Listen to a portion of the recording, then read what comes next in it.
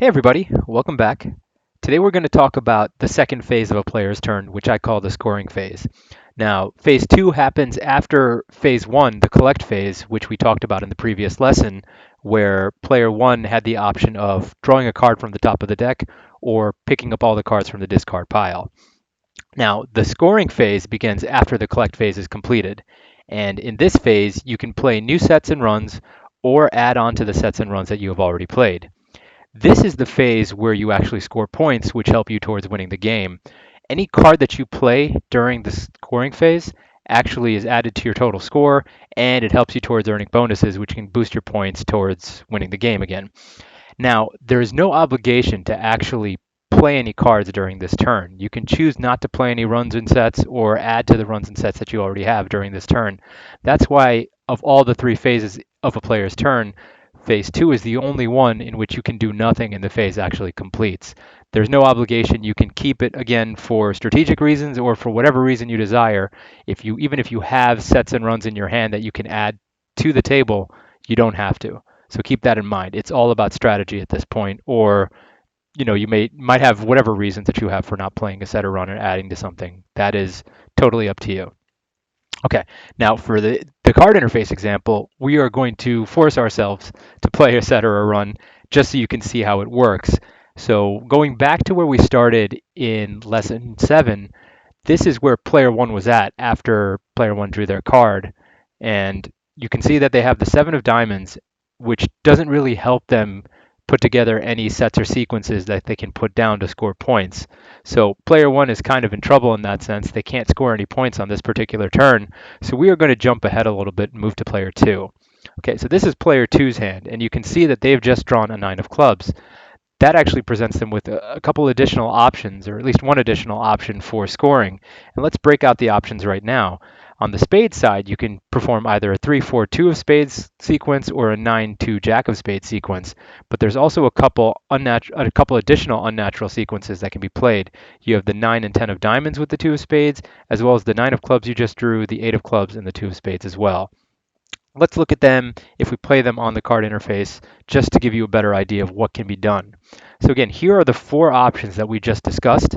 Obviously, we can't play these all because they all involve using the 2 of spades. If you needed to, however, if you had multiple 2s, you could play multiple sequences on the same turn. You can play as many sequences as you want, as many sets as you want, or none. It is totally up to you during the scoring phase. Now, looking at these 4 different sequence combinations, 3 of them are unnatural sequences. And in this lesson, as well as in the Play Bukharo app, what we do is we give you the option of highlighting them as red so you know that they're unnatural, just so it stays fresh in your mind that, hey, these are not natural sequences. So we have the Jack 2 and 9 of spades, we have the 10 and 9 of diamonds with the 2 of spades, and we have the 9 and 8 of clubs with the 2 of spades. In the meantime, we also have one natural sequence, and in both this lesson and in the app, they're highlighted as green. In the app, you can always turn off the highlighting, but just for clarity, especially for any of you beginners out there who have a little bit of trouble distinguishing or remembering which sets and sequences are natural or unnatural, it's easier for you to see with, a little bit of color. So we have one natural sequence option and 3 unnatural sequence options. So it's really up to you for which one you decide to play, if you decide to play any of them. For me, if I was player 2, I think that the Jack 2-9 option is the best.